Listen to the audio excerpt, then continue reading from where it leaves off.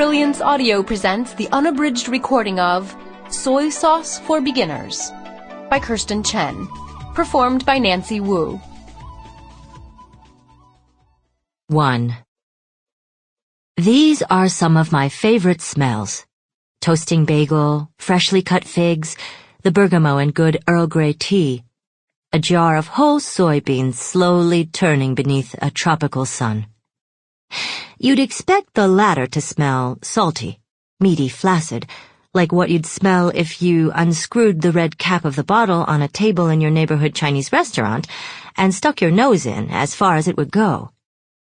But real fermenting soybeans smell nothing like sauce in a plastic bottle, tangy and pungent like rising bread or wet earth. These soybeans smell of history, of life, of tiny, patient movements unseen by the naked eye. Everything I know about soy sauce I learned from my father and my uncle and my late grandfather. We are a family who can talk endlessly about soybeans and all of their intricacies. But that morning at the family soy sauce factory, I was in no mood to chat. The only thing on my mind was the 90-degree heat. Heat rose from the ground through my thin-soled flats. It filled my nostrils, mouth, and ears. Sweat bloomed under my arms, in the creases of my elbows, in the pockets behind my knees. Even in the shade, beneath the factory's red-striped awning, the air felt thick enough to drink.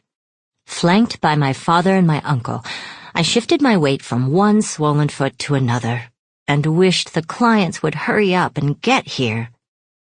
In the last 3 months, I'd turned 30, gotten separated from my husband, and prepared to take a hiatus from San Francisco, my home of 15 years. Now it was August. I'd been back in Singapore and living in my parents' house for the past week.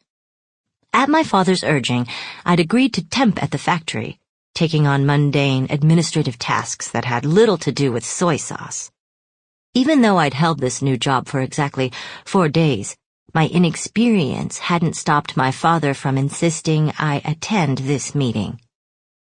Forming a visor with the flat of my hand, I squinted at the logo embedded in the center of the compound gate.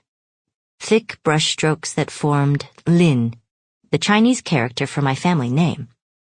Since the founding of Lin's soy sauce by my grandfather 50 years earlier, the factory... Sample complete. Ready to continue?